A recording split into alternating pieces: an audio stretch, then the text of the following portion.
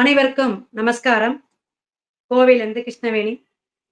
தனுசு ராசி நேயர்களுக்கு குரு பகவான் வக்கரகதியில ரிஷபத்துல இருந்து என்ன பலாபலனை தருவார், எப்பேற்பட்ட பரிகாரம் செய்யணும் அப்படிங்கிறத தெரிஞ்சுக்கலாம்.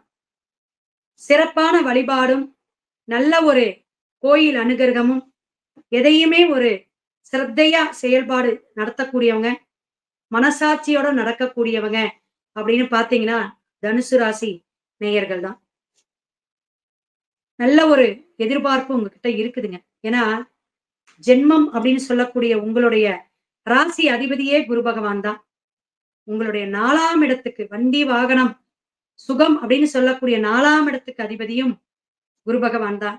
அப்பேற்பட்ட குரு பகவான் உங்களுக்கு இந்த வக்கரகதியாக ரிஷபத்துல இருந்து செய்யக்கூடிய இந்த செயல்பாடுகள் என்ன, இந்த 116 நாட்களும் எப்படியெல்லாம் நமக்கு வாரி வழங்குவார், நல்ல விஷயத்த கொடுப்பாரா அப்படின்னா கண்டிப்பா கொடுப்பார். கோயில்ல பிரார்த்தனை சங்கல்பம் ஏதாவது வச்சிருந்தீங்கன்னா நிவர்த்தி பண்ணக்கூடிய காலகட்டங்கள், குலதெய்வ வழிபாடெல்லாம் போய் செய்யக்கூடிய நேரம் இந்த நேரம் போவீங்க பாருங்க. அதே போல வழிபாடு செய்யக்கூடிய விஷயங்கள் எல்லாமே நடக்கும். சட்டு சட்டுன்னு நீங்க ஒரு பிரார்த்தனைக்காக இந்த கோயிலுக்கு போனீங்க, அந்த கோயிலுக்கு போனீங்க, யாத்திரைக்கு போனீங்க அப்படிங்கக்கூடிய விஷயம் எல்லாம் நடக்கக்கூடிய நேரம் இது அப்படிங்கிறத சொல்லலாம். எந்த ஒரு முயற்சிக்குமே வக்கரமா இருக்கக்கூடிய 3ஆம் இடத்து சனி பகவான் சில தடை தாமதத்தை கொடுத்துக்கிட்டு தாங்க இருக்கு. ஆனாலும் ரிஷபத்துல வக்கரகதியில இருக்கக்கூடிய குரு பகவான் உங்களுக்கு ஒரு நல்ல நிலைப்பாட்டை கொடுப்பார். நான் இருக்கேன் உனக்கு சப்போர்ட்டா அப்படிங்கிற ஒரு அமைப்பை கொடுப்பார். அந்த ரிஷபத்துல இருந்து உங்களுக்கு 8ஆம் இடமாக இருக்கார். எந்த இடம்? உங்களுடைய தனுஷ் இடம். அப்படிங்கும் போது மறைமுக செய்திகள், மறைமுகமாக வருமானம் வரக்கூடிய காலகட்டங்கள். என்னங்க மறைமுகமா? இந்த ரியல் எஸ்டேட்டு, கமிஷன், ஏஜென்ட், இந்த மாதிரி விஷயம் எல்லாம் உங்களுக்கு அமௌண்ட் பெருகக்கூடிய விஷயம் அப்படிங்கறத தெரிஞ்சுக்கலாம். தனுஷு ராசி நேயர்களுக்கு வக்கரகதியில இருக்கக்கூடிய இந்த குரு பகவான் ஒரு அமோகமான வெற்றி பாதையை அமையும். கலைத்துறையில இருக்கிறவங்களுக்கு நல்ல மாற்றம் உண்டு. அதே போல அரசியல் சார்ந்து இருக்கவங்களுக்கு நல்ல ஒரு ஏற்றமான காலம் இந்த வக்கரகதி காலம் அப்படிங்கிறத தெரிஞ்சுக்கலாம். சுபகிரகமாக இருந்து புத்திரக்காரகராக இருக்கக்கூடிய குரு பகவான் உங்களுக்கு இதுவரையிலும் குழந்தை தாமதம், குழந்தை பாக்கியம் இல்லாதவங்களுக்கெல்லாம் குழந்தை பாக்கியம் கிட்டக்கூடிய அமைப்பு உண்டுங்க. அப்ப குரு பகவான் நல்ல ஒரு விஷயத்தை கொடுப்பார் தனுசு ராசி நேயர்களுக்கு அப்படிங்கிறத தெரிஞ்சுக்கலாம். உங்களுக்கு ஒவ்வொரு ராசிக்காரர்களுக்கு சொல்லிட்டு இருக்கோம். அப்ப ஜென்மநாதனாக இருக்கக்கூடிய குரு பகவான் பாக்கியஸ்தானம் அப்படின்னு சொல்லக்கூடிய உங்களுடைய பிளேஸ்ல ரிஷபத்துல இருந்து உங்களுக்கு என்ன பலாபலனை கொடுத்தாலும் எனக்கு ஒரு பரிகாரம் சொல்லிருங்க அப்படின்னு கேட்கறது புரியுது.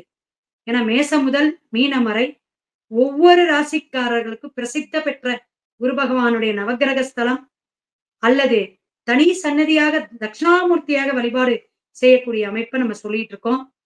சிவன் அப்படின்னு சொல்லக்கூடிய திரிபுரத்தை அழிக்க ஒரு மேருமலையையே வில்லாக வளைத்து பயன்படுத்தின வில் அம்பு அப்படிங்கிறது தனுஷுங்க.